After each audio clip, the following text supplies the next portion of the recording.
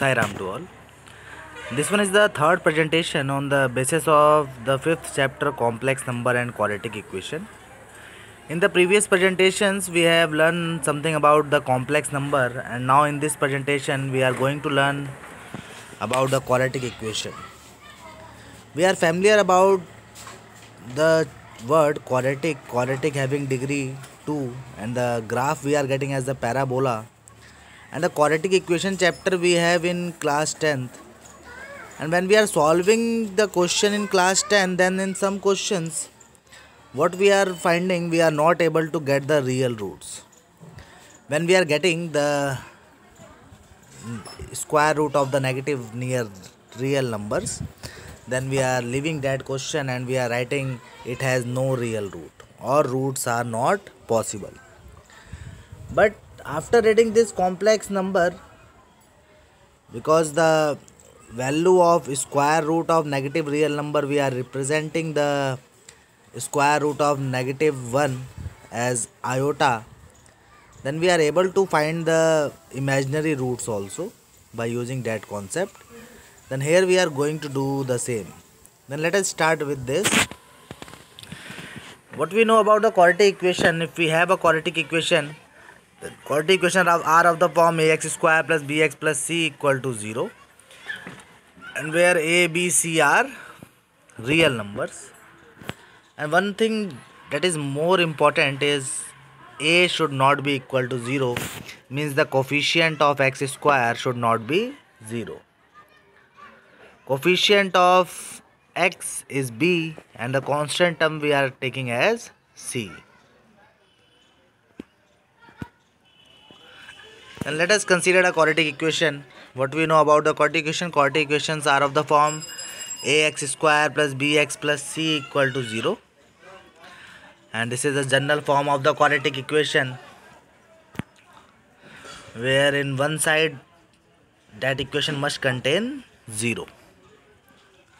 And this also we know, if you are observing discriminant, we know discriminant is b square minus 4ac, and by observing the value of d we are able to write which one has the real root, which one has the imaginary root, and which one has the equal root. In class 10th, in the last exercise, we are solving these kinds of question. By observing the value of the discriminant, we are able to tell the nature of the root. Then here we are observing the same. If the imaginary root, then d should be less than 0, means if discriminant value is 0, less than 0 means negative, then we are calling that root as imaginary. And if we are getting d equal to 0, then the roots are equal, and the roots we are considered as alpha and beta. And how will you get alpha and beta? By using the quadratic formula. If you are observing here, minus b plus minus under root d upon 2a.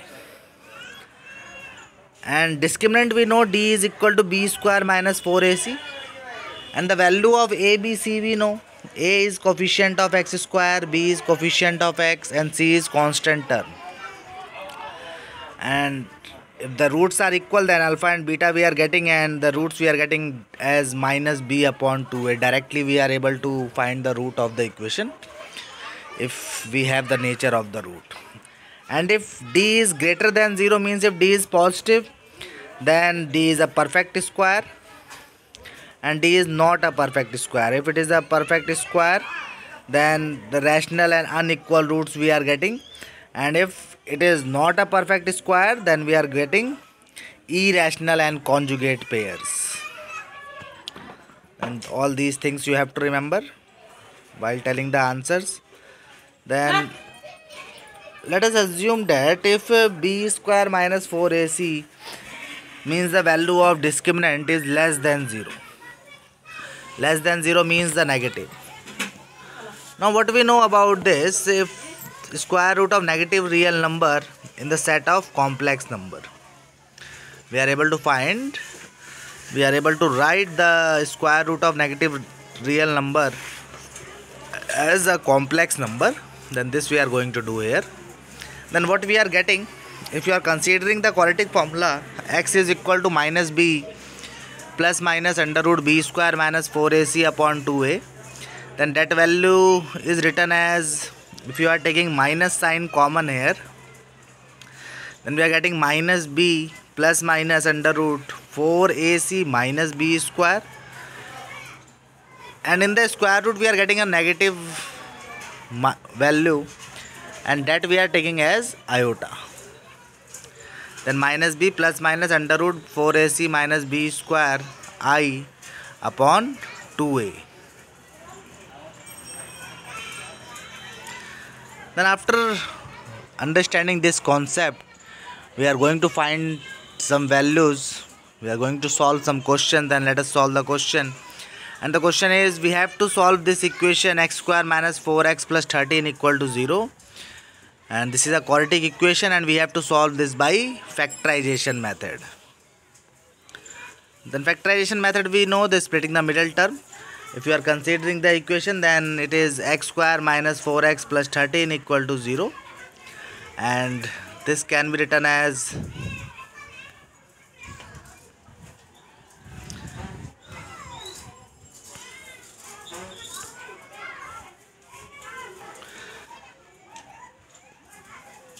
x square minus 4x plus 13. We are splitting 13 as 4 plus 9. Then this one is also a quadratic equation, and this is the value for x minus 2 whole square. If you are using the concept a minus b whole square, we are getting x square minus 4x plus 4 and plus 9, and 9 is also a square of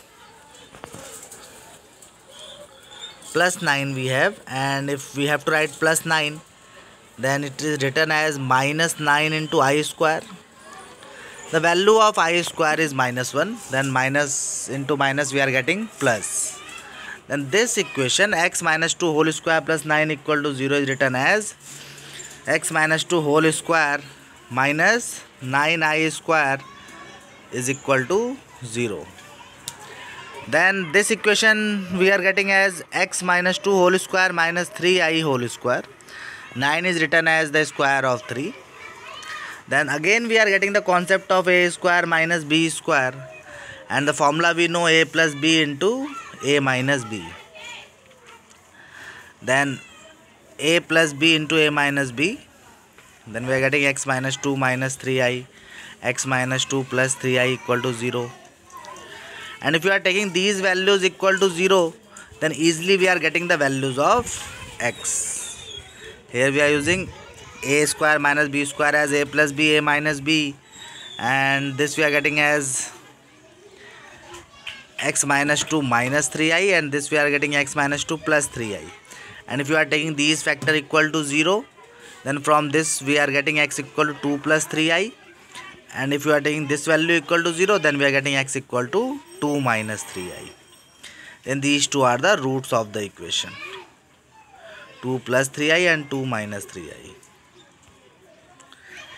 Let us solve one more question, and in this question the quadratic equation we have, and by using the general expression for the roots of the quadratic equation,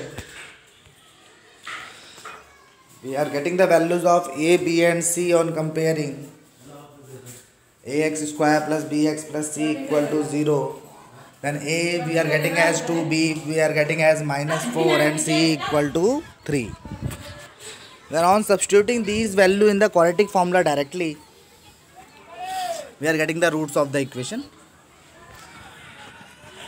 A is 2, b is minus 4 and c is 3, and the values alpha and beta we are considering as minus b under root b square minus 4ac upon 2a, and the other value we are getting minus b minus under root b square minus 4ac upon 2a. Then let us put the values, and on putting and on solving, we are getting 4 plus 16 minus 24, and this we are getting as minus 8, and here also we are getting minus 8, 16 minus 24, and minus 8, the square root of 8 we know 2 root 2, and this is written as 4 plus 2 root 2I upon 4, and 4 minus 2 root 2I upon 4. If you are taking 2 common, or if you are dividing the both the values by 4, then we are getting 1 plus 1 upon root 2I. You may write the answer as root 2 plus 1. Root 2 plus 1I upon root 2. And beta we are getting 1 minus 1 upon root 2I. Then these two are the required roots of the equation. Similarly, let us solve one more question, and in this question, the question we have: solve this quadratic equation by using the general expression for the roots. General expression means again we have to use the quadratic formula here, and the equation we are getting as x square plus x plus 1. Then let us solve this question. If you are observing the equation, then the coefficient of x square we are getting 1, coefficient of x we are getting 1, and the constant term is also 1 here. Then the values of a, b and c we have: a is 1, b is 1, c is 1. By observing the equation, easily we are able to get the values of a, b and c. Then if you are putting the values in the general expression of a quadratic formula, then alpha and beta we are getting: alpha we are getting as minus b plus under root b square minus 4ac upon 2a, and beta we are getting minus b minus under root b square minus 4ac upon 2a. Then let us put the values of a, b and c in this, and if we are putting the values, then we are getting alpha equal to minus 1 plus under root 1 minus 4 upon 2, and beta we are getting minus 1 minus under root 1 minus 4 upon 2. Then 1 minus 4 we are getting minus 3, and if you are getting minus 3 root minus 3, then root minus 3 written as root 3 into I, because under root minus 1 is iota. This we are using I is equal to under root minus 1.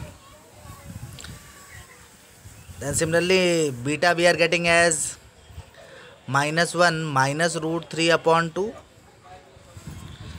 Then minus root 3 we are getting, and this is written as root 3I. Then on the basis of these, we have to solve some questions, and also you have to solve the questions of the miscellaneous exercise of this chapter. Exercise 5.3. These quality equations are given, and you have to solve these questions in the fair notebook. Sai Ram to